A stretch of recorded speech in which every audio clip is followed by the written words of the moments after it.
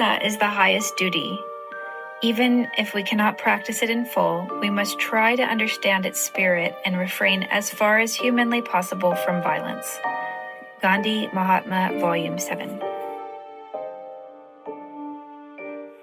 Ahimsa Paramo Dharma. That was a basic formula in the Sanskrit scriptures, in particular the Mahabharata, that non-violence is the underlying law of reality. What that means, and here's where Gandhi becomes very helpful for us ordinary erring mortals, what that means is that the ideal is to be treated as a distant goal toward which we try to proceed as much as possible, but never feel that, oh, I didn't make it. The point is to make our greatest possible progress, not to achieve at complete ahimsa, which doesn't seem to be quite possible for an embodied being in this world.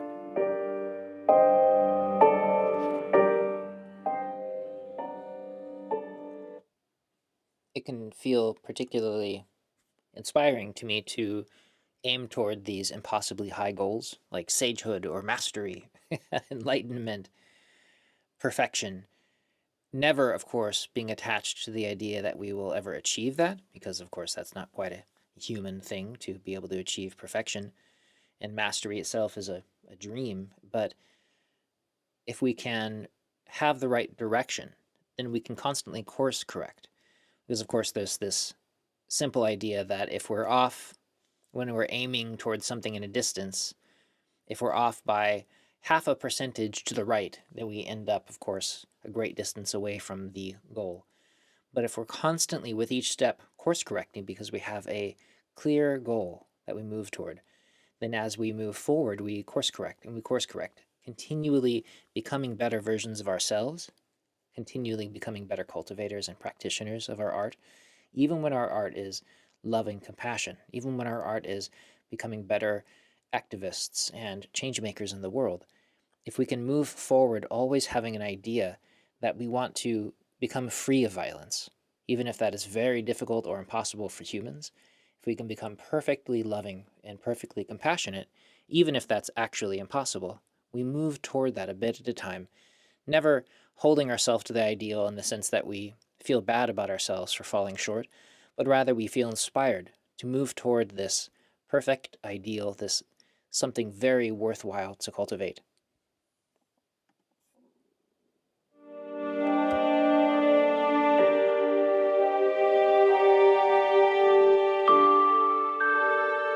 Every moment of our life should be filled with mental or physical activity, but that activity should be sattvika, tending to truth. Gandhi from Uravda Mandir. There was a very useful scientific formula in ancient India that divided, well, just about everything into sattva, rajas, and tamas. Tamas means inertia, rajas means activity, but not necessarily well-directed, and sattva means balance or law. The image used in the Bhagavad Gita is a lamp burning in a windless place. So at every moment we can use this formula, with not making ourselves unduly self-conscious, we can ask, is this the sattvic way to proceed? If it is, we're doing the best we can.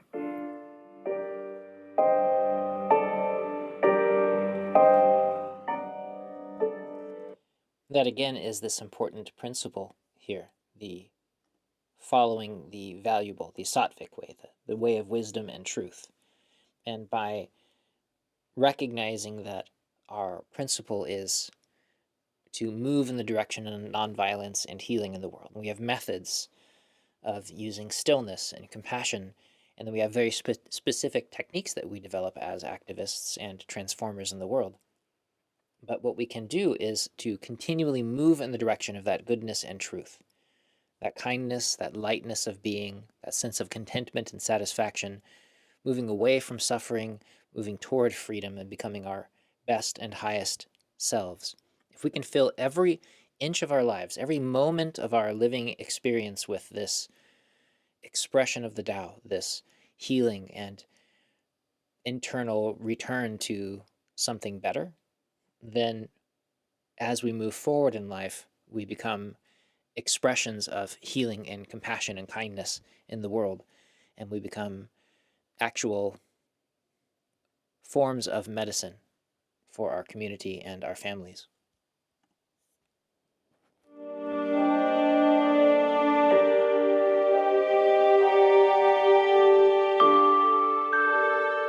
My presence acted as a check upon petty bickerings. Gandhi, Satyagraha in South Africa. This passage in Satyagraha in South Africa does show so well how a person who is deeply grounded in the inner peace influences all those around him or her. In fact, everyone influences all those around him or her, but it becomes noticeable and very beneficial when you have a person like that, whose mere presence helps to dampen conflict. There's a lot of work beyond that also often must be done, but it's really good for us to know that you have what's called non-local consciousness in science, how we influence one another.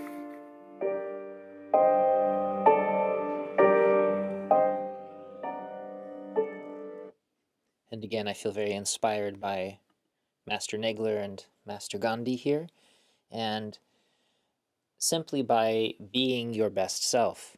It's as though you emanate a field of healing and compassion and peace around you, even if it's just to the extent that people look around and they see you acting mature and kind and wise, and they look down and recognize that they are being a bit silly themselves, perhaps, as they bicker and act childish and selfish, that they are able to reflect upon themselves differently. And for instance, at the monastery, it's very fascinating to notice that when things are dirty, if things are being cluttered and dishes have been left out and people aren't cleaning up after themselves, perhaps after a long series of work days or something, then it becomes easier for people to continue making a mess. People leave things around even more. People wipe their shoes and wash their hands even less because it's dirty there. But when the space is kept clean and neat, maybe we have somebody there who enjoys cleaning, and what you notice is that people then go into that clean space and take off their shoes and wash their hands and pick up after themselves because it's clear what the expectation is, and it makes their poor behavior that much more obvious. And if you can become that kind of light, if you can become that kind of tuning device for the harmony in the room, that kind of example of right living and kindness and wisdom, then it brings out the wisdom of the people, the inherent kindness and wisdom of the people around us. And in the very least, as Gandhi experiences here, at least a check upon their worst behavior.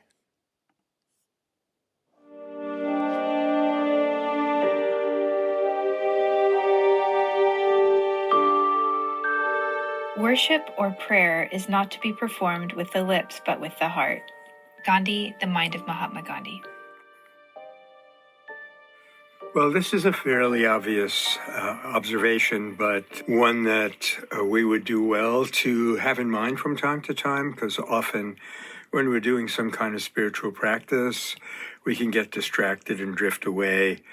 And it's good for us to remind ourselves that we must be focused on what we are doing for it to really help.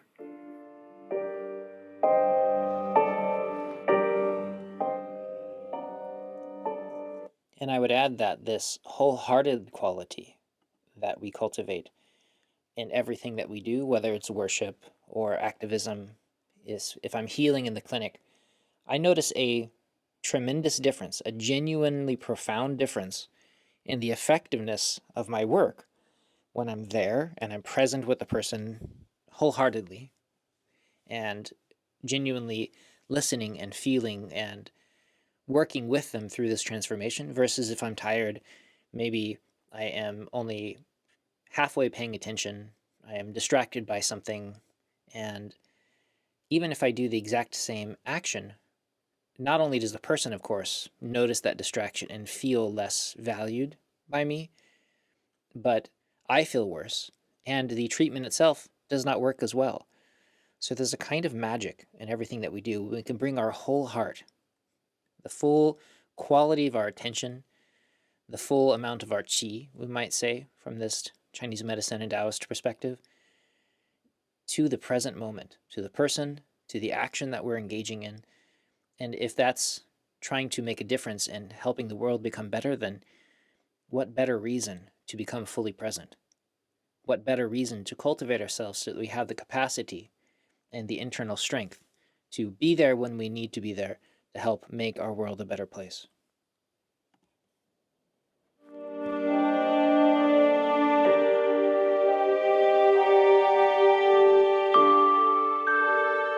Satyagraha is an unmistakable mute prayer of an agonized soul. Gandhi, February 24th, 1946. I find this very, very helpful to bear in mind and think of when we're involved in an action, because often we think that satyagraha is the screaming of an angry soul. And Gandhi is telling us that that kind of, quote, satyagraha, unquote, will not really have the desired effect. And it's very important that we realize that we're not doing it correctly, because otherwise we say, oh, we tried satyagraha and it didn't work. But remember, the inner dimension of satyagraha is, if anything, more important than the outer action.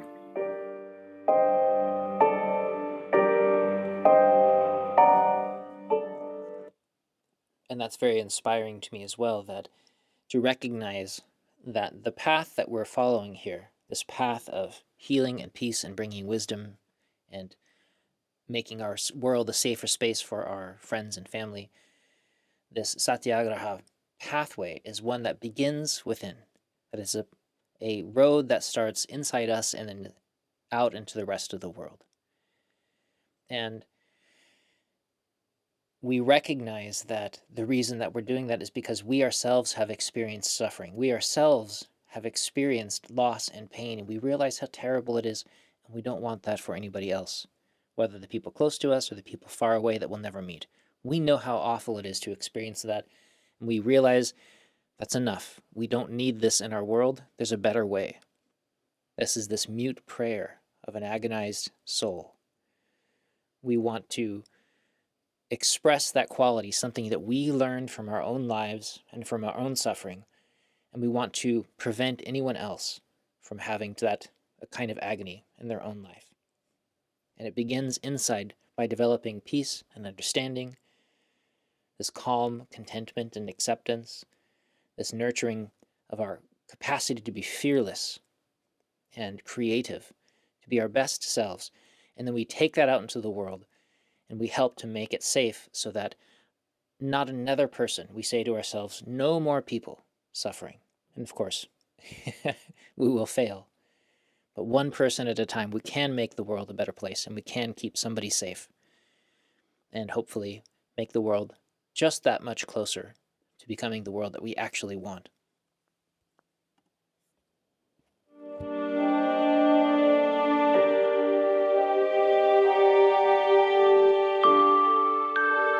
Love is the strongest force the world possesses, yet it is the humblest imaginable. Gandhi, Nonviolence and Social Change.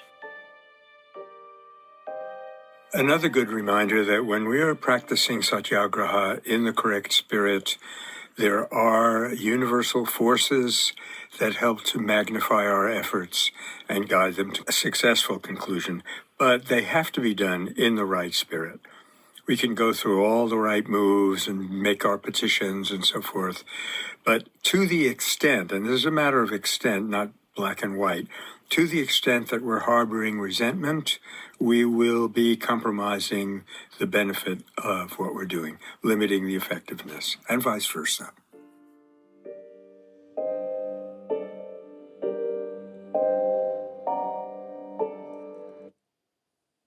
And recognizing that it's not just that we are injuring ourselves by harboring resentment. Because remember that this healing has to start inside us. And if we curb that healing, if we get in our own way by stopping ourselves from feeling contentment and compassion, then we are actually halting that process of healing within ourselves, which means that we are unable to express it out in the rest of the world. And so first we have to recognize that we are not capable of forcing change, but we are capable of being part of the change. We can't make the world different, but what we can do is heal ourselves and then help others heal in the same way. We have no individual power to create this, but we have all of the power to express something genuinely transformative in the world. It's not a thing that we can do. Our instructor would say it's a thing that you can don't. It's a non-doing. It's a becoming empty. It's becoming a vessel for something greater than we are. That deep sense of expansive love, which is a thing that comes through you, like a light shining through you and into the world. And the best thing that we can do is to humble ourselves, to make ourselves empty and free, to express something far greater than we could ever be alone.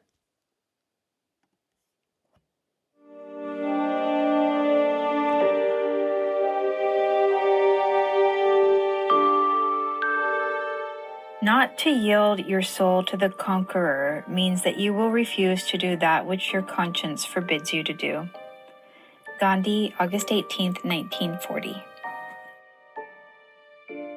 This is identifying the strong aspect of satyagraha, the negative aspect that you see wrong behavior happening, which he calls the tyrant, and you just have to refuse to go along with it, no matter what it costs you.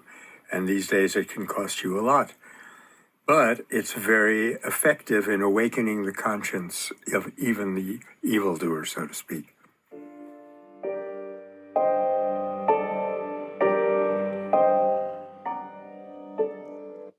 Because even this so-called evildoer has the same resonance as we do. We've all been that evildoer at some point. We're all people that have this capacity for great beauty and great and terrible passions inside us.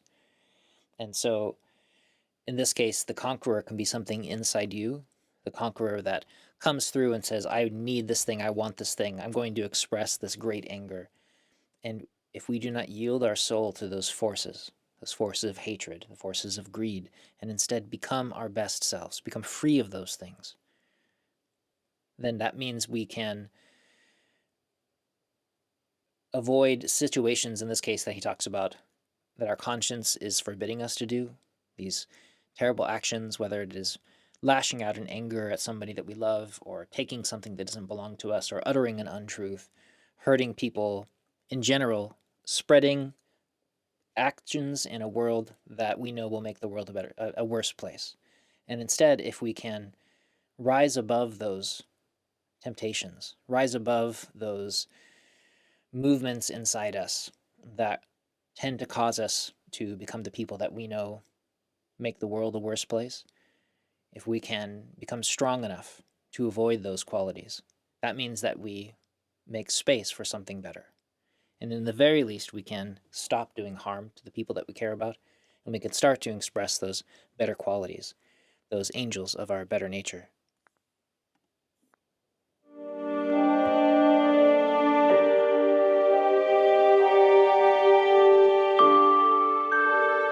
Ahimsa is one of the world's great principles, which no power on earth can wipe out. Gandhi, from the mind of Mahatma Gandhi. It was long recognized that ancient peoples see law and mathematical exactitude in the forces that play out in the world, and they see that on the level of what we would otherwise just call emotion and dismiss. But this is one of the most important examples of that just as love moves the world, when it moves us, we can be very effective change makers.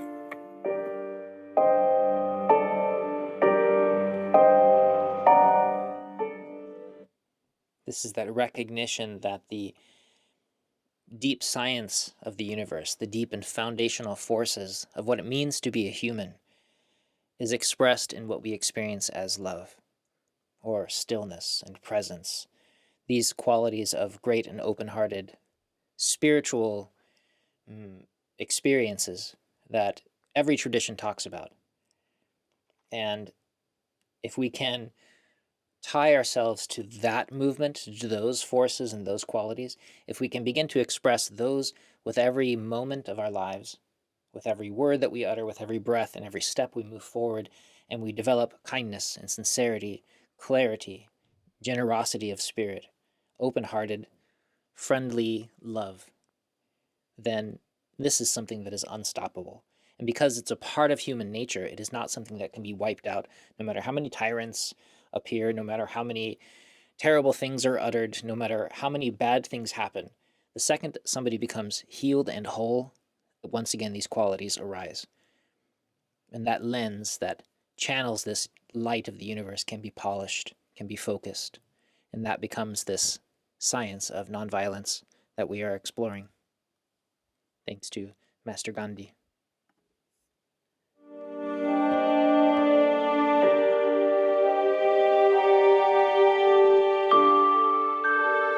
Independence of my conception means nothing less than the realization of the kingdom of God within you and on this earth. Gandhi from the mind of Mahatma Gandhi. Of course, independence was the rallying cry for the Indian freedom struggle. No one worked harder to bring that about in the outside world.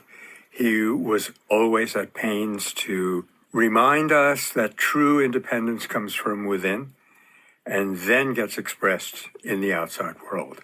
And what does that independence mean? Not so much independence from others, but independence from our own negative impulses. That's where the real power came from.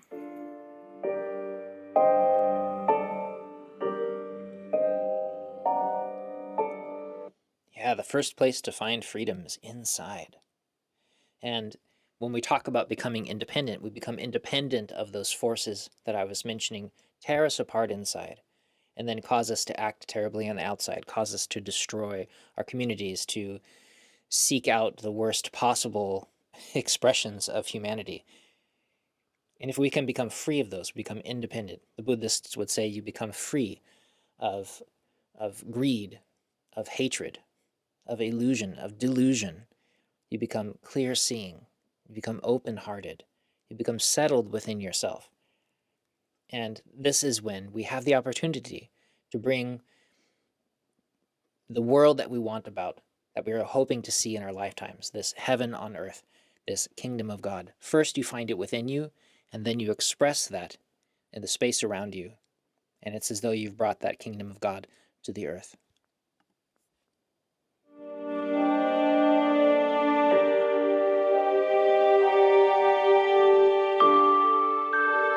Thus, the lynching ultimately proved to be a blessing for me, that is, for the cause. It enhanced the prestige of the Indian community in South Africa, made my work easier, and the experience prepared me for the practice of satyagraha. Gandhi, My Early Life, 1869 to 1914. First of all, let's clear this up. Obviously, he does not mean the kind of lynching that we have unfortunately been witnessed in our country in the past centuries, where you actually, kill a human being. He must be referring here to some kind of concerted attack against him for something that he said or wrote.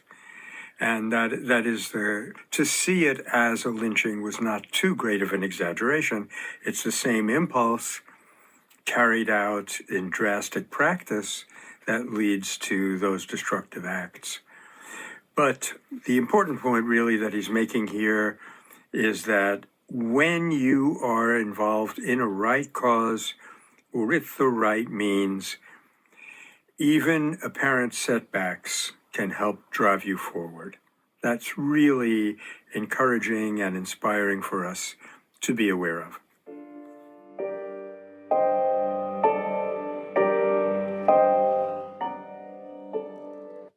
so many people that I've talked to in the clinic over the years have talked about how the worst experiences of their lives, whether it was a tremendous car accident or being shot at in a war or trapped in a hurricane. I can think of so many examples that people have told me about when they're coming for healing in the clinic. They talk about these moments where their bodies were broken, their mind was smashed, their emotions were repressed, and how that over enough of a period of time becomes the best thing that ever happened to them. It becomes the fire within which they use to cultivate something greater. I've heard that so many times in the clinic that it almost becomes an expected response when people start to talk about the things that were going on for them in their lives at that time. And at the same time, we need to allow for that process to happen. If we hang on to the grievances of those bad experiences, if we start to identify ourselves with the injury, if, for instance, I have an old injury from when I was younger, and it's become so common for me to talk about that injury, maybe something small like an injured knee, perhaps. And I become the person who has an injured knee. I talk about it all the time. It becomes the reason why I can't do the things that I want to do anymore. It becomes the reason why I don't have friends because I have an injured knee. It becomes why I'm embittered about my life because my knee was injured and it stopped me from doing the things that I wanted to do. And that becomes a major obstruction in our lives because we identify with the injury. And this can happen with emotional injury, with terrible trauma, with light trauma, with things that happened when we were children. And when we identify ourselves with those qualities of being hurt, of being stuck, it becomes very difficult to become free of them. And if we can instead learn how to identify ourselves with something grander, that is with vastness, with pure love, with light, with these qualities that each tradition explores and uses different language for, deep stillness, emptiness in the Buddhist tradition. However we choose to think about it, once we start to see ourselves with that quality, then the injuries simply become an expression of life, even something to be treasured, something to be appreciated and healed. And so if we can do as Gandhi talked about here, a terrible thing happening to him, I'm not certain about the incident he's describing, because this is such an early point in his life. But if we can recognize that these are the things that shape us and that propel us forward, that give us an experience of great suffering so that we can understand it in others, we become better healers if we have had our own suffering. And if we have those chances, if we use those as the fires to cultivate in, then they become wonderful healing moments in our lives and things that we can look back on and talk about as one of the greatest blessings in our lives.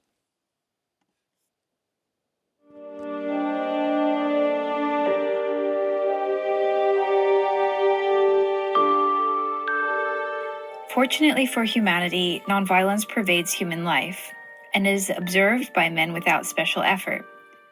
If we had not borne with one another, mankind would have been destroyed long ago. Ahimsa would thus appear to be the law of life, but we are thus far not entitled to any credit for observing it. Gandhi, Ashram Observances in Action. Really some important science here. Gandhi is saying that there is a universal principle operating in, quote, nature, and the role of the human being is to identify it and participate in it, not to just drift. If we drift, we get knocked about by that good force sometimes, and its opposite other times. So what we have to do is wake ourselves up, be aware that we're not inventing something brand new, but we're participating in nature, and then with our conscious mind, deliberately participate in it. It's a wonderful model.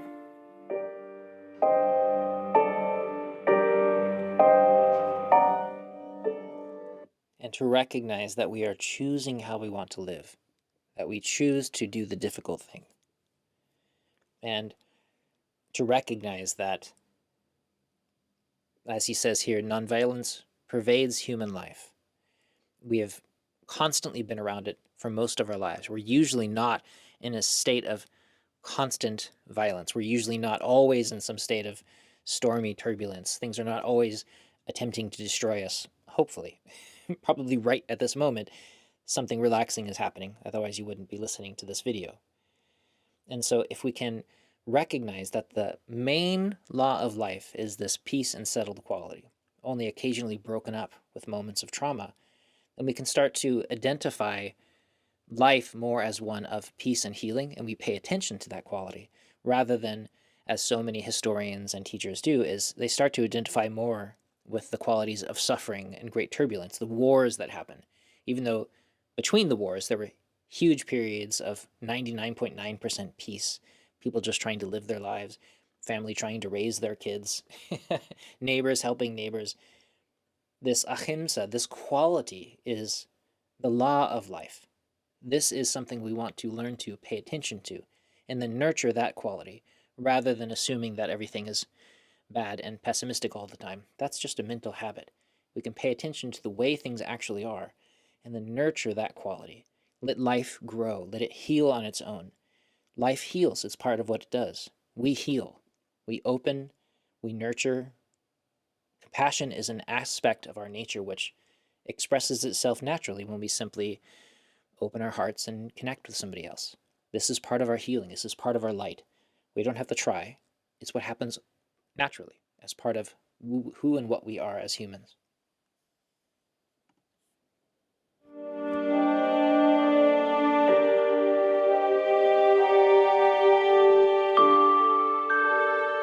Man is a social being. Without interrelation with society, he cannot realize his oneness with the universe or suppress his egotism. Gandhi, Young India, March 21st, 1929. This profound principle, this ineluctable principle, has been discovered over and over again by mystics and social workers and so forth. We look at ourselves as bodies and therefore think that we're separate, but that is only to look at the very lowest form, lowest level, so to speak, of our reality.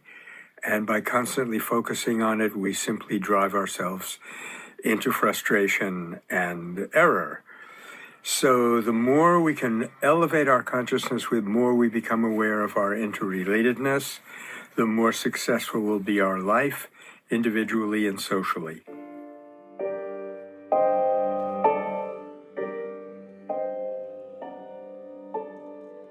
And if we can allow this quality to fill our lives, this lightness, this love, this humaneness, then as we interact with other people, whether we're very quiet people like I am, I tend to be very introverted. I like to stay at home and I work with the people in my immediate vicinity at the monastery. And other than that, I like to meditate and be still and hang out with my wife. And Melanie is very similar. And yet, my world is still filled with people. I live in a community. And so without community, humans really cannot function very well. And by recognizing that what we're doing is we're learning to create a community that is healthy, that is whole, that is able to function without violence, arrogance, egotism, then what we can do is express the best parts of our nature. And that supports other people with expressing their best nature, which again supports me. And together we work toward creating a space within which humans, can we use the word ascend, transcend, transform, and become the creatures that maybe we can say that we're always meant to be, or we can return to how we were always meant to be before we were injured, separated, segregated, damaged, and set down to become creatures of greed and fear and ignorance and hate. This is not our true nature. The world is not like this. We can simply return the world to how its possibility is constantly waiting for us to be.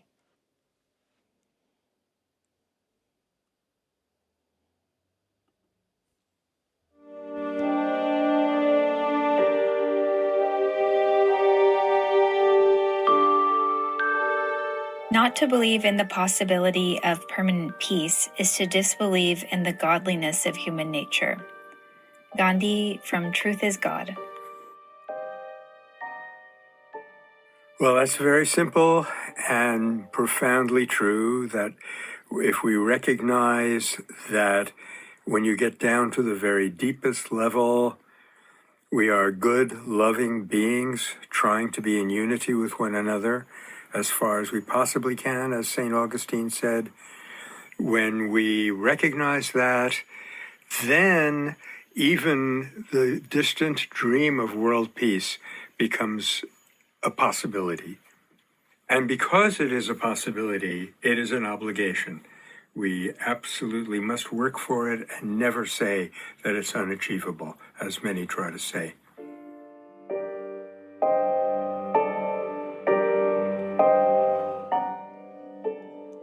I'm in agreement that healing ourselves and our community is actually a responsibility. It is part of a spiritual path to recognize that I am, as a whole person, as I become whole and balanced, it is my nature to want to then express that wholeness, that quality of love and compassion within the space around me. You can't keep it to yourself. You always must shine your light out. That's part of how this works, which makes your path a natural one. As you cultivate that ability to express this love and care that you feel inside you, even at this moment, and you bring that out into the world, that becomes a way of expressing your spirit, your nature, these deeper qualities and possibilities for human life.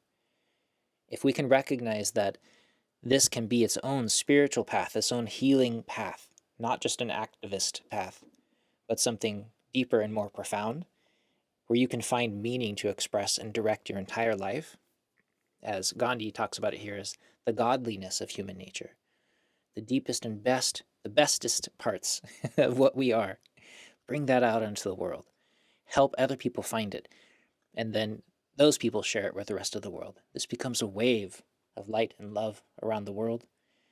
This becomes a ripple of smiles and well-being. And that's the kind of world that I'd like to live in.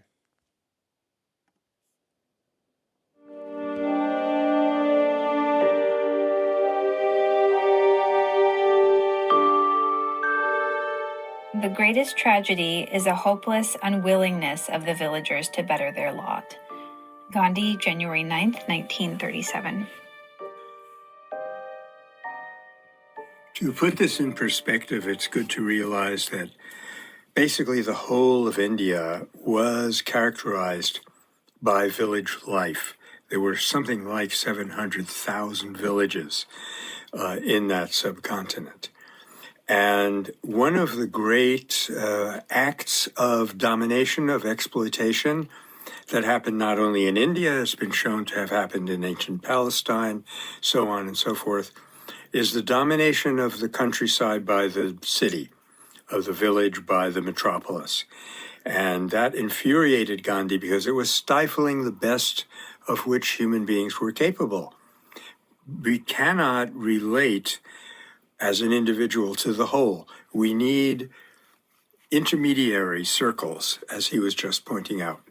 So life in the village gives us an ideal context for realizing our unity with all of humanity and all of life.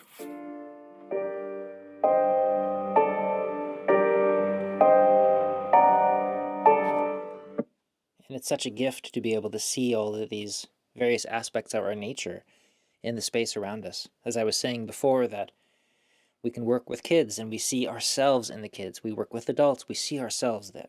We see the better parts of ourselves. We see the parts of ourselves we wish weren't there. We see mirrors of ourselves everywhere.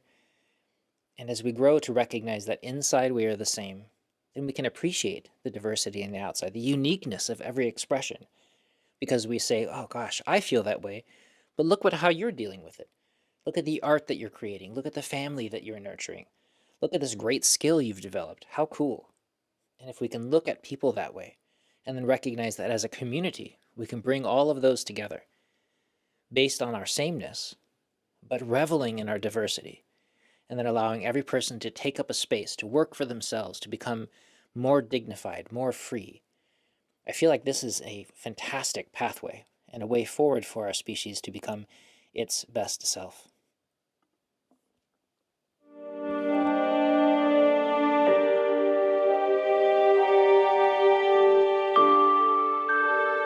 I will not go underground. I will not go into shelter.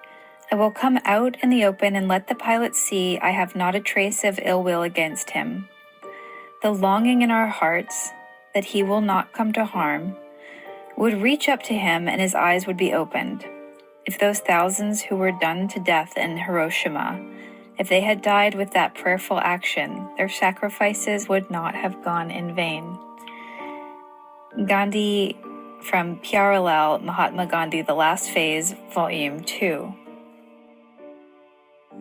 One cannot but think of the song. I think it may have been Bob Dylan who said, "Let me die in my footsteps before I go under the ground." It also illustrates the incredible faith that Gandhi had in what I called a little while ago non-local consciousness, that if you have love in your heart, it's part of a universal matrix of forces and registers in other human beings, even if they're at a great distance.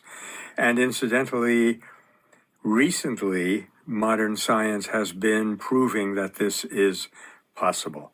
But let's not over-scientize this, and let us recognize the incredible love and the incredible courage which Gandhi is here illustrating even in the most dire of circumstances.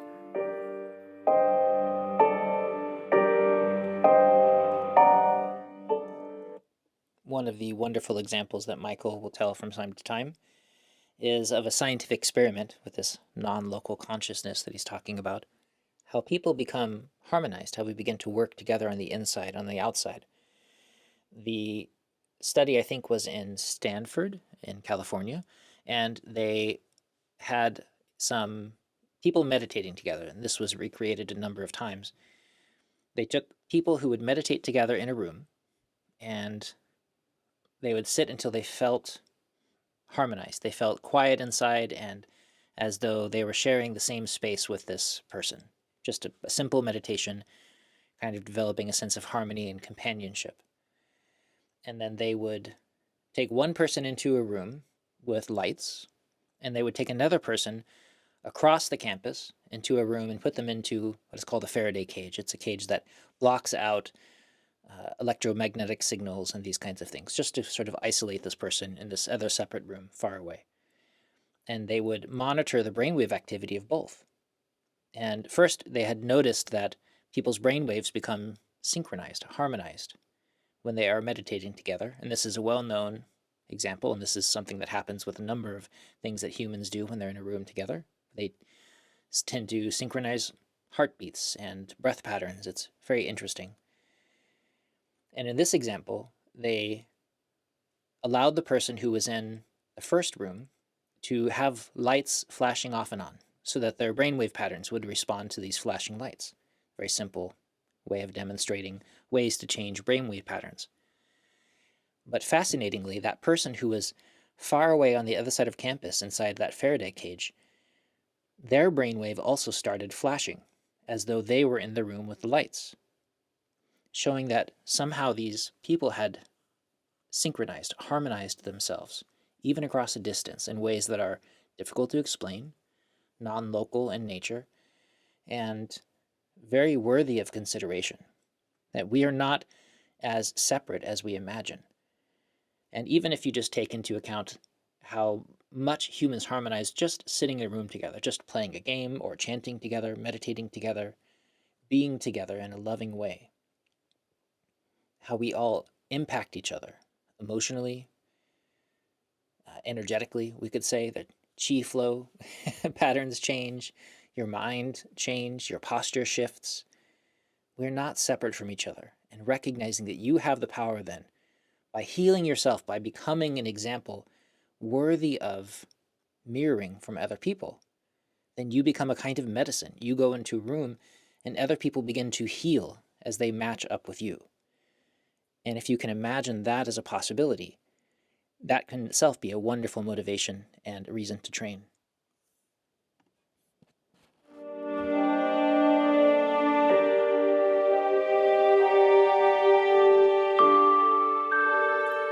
Just as preservation of one's own culture does not mean contempt for that of others, but requires assimilation of the best that there may be in all of the other cultures, even so should be the case with religion. Gandhi, Young India, December 6, 1928. Yeah, we've referred to this earlier as the principle of unity in diversity, and the magic of it being that the unity, real heart unity, to use Gandhi's expression, comes from the kind of diversity where each individual and each culture, in this case, each religion, fulfills itself. So that is the wonder of it, really, that if I fulfill myself, if I fulfill the ideology to which I'm dedicated, I don't interfere with others. I actually complement their fulfillment. That makes peace possible throughout the entire world.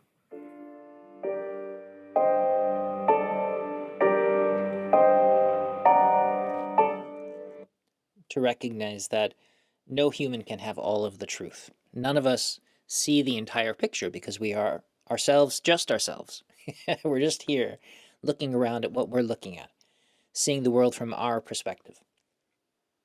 There's the very famous old metaphor of a bunch of blind people walking around, and they come together for some reason, and they walk up to an elephant and they touch the elephant. None of them can see the elephant. None of them know what it is. One person touching the trunk describes a rope or a snake. One person touching one of the legs describes a tree trunk, maybe the side of a building. When they touch the side, the abdominal wall, another person touches the end of the tail and describes a rope. And it's just this funny example of there's one truth there, but we can only know the piece of it that we can know. And since humans are blind in a lot of ways, we can only experience some tiny slice of the universe, slice of the overall spectrum of pie that is our existence. Then we can recognize that other people may have a piece of wisdom that we do not have. How wonderful to recognize that, gosh, I can't do this on my own. I still want to improve. That means I need you and your help in order to improve. So speaking of which, if you don't mind putting some thoughts and ideas down into the comment section of how I can improve, what you have learned that in your life has helped you improve the most, maybe something that Michael here or Gandhi mentioned in these last collection of videos, the last 21 videos that I've made, which helped you learn more about peace and nonviolence. This is the idea that collectively we are more than we are alone. We want to wake up on our own. We want to be free on our own inside, content and settled. We don't need the world. But to grow as people, we definitely need each other. And so to recognize that other people are experiencing the world differently and therefore need separate tools and wisdom traditions than we do in order to heal and survive, that means that we all have different forms of medicine available to us.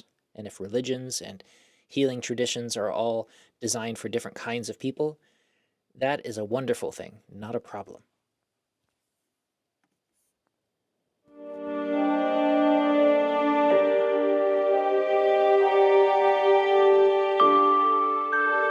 The heart's earnest and pure desire is always fulfilled. Gandhi, from the story of my experiments with truth.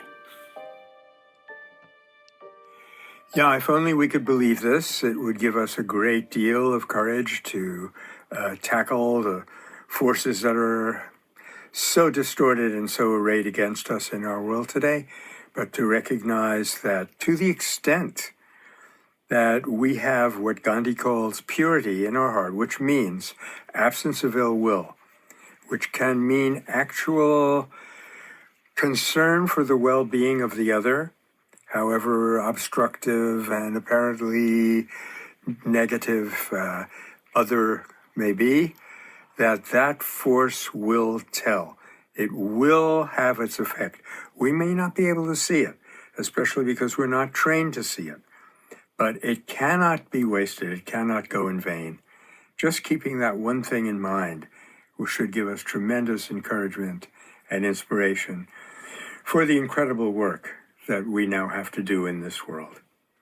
So if I may paraphrase Gandhi, it is with a wrench that we take leave of you, dear listener, and I hope you have benefited and will benefit from these interpretations of ours.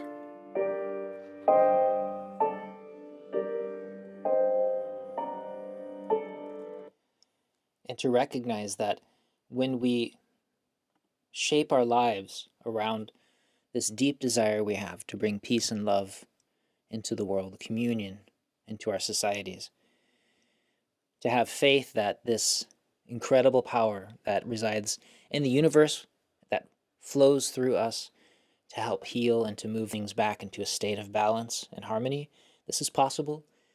We simply have to be part of the healing mechanism of the universe rather than the destructive quality of a society. And if I may speak for myself, the teachings here of Gandhi and the help of Master Michael Nagler and his always helpful and wonderful instructing assistant, Stephanie Van Hook, I am incredibly grateful to have gone through this series. Thank you for following through with me. If you did the entire series with me, that's amazing. This last 21 hours or so of exploration with them have been a lot of fun, certainly, very transformative, very eye-opening. I feel like I have gained a huge amount of awareness of some of the possibilities of these traditions, and certainly changed my mind about a number of them. When I listened to the very first series that I went through with Melanie taking part, we had much less of a sense of the expansive possibilities and the attention that Gandhi paid toward certain specific subjects, whether it was economics and democracy or his devotion to his own spiritual practice.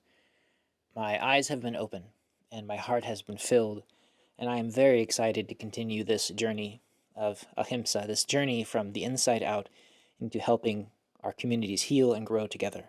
And again, because this is a communal effort, please do write something down in the comment section about what you've learned, what you think that we should do next, books and videos that you'd recommend, so we can continue to grow together as a community to make our world more peaceful and more filled with love and the light that we look forward to in our daily lives. Thank you so much for joining me. Thank you, Michael.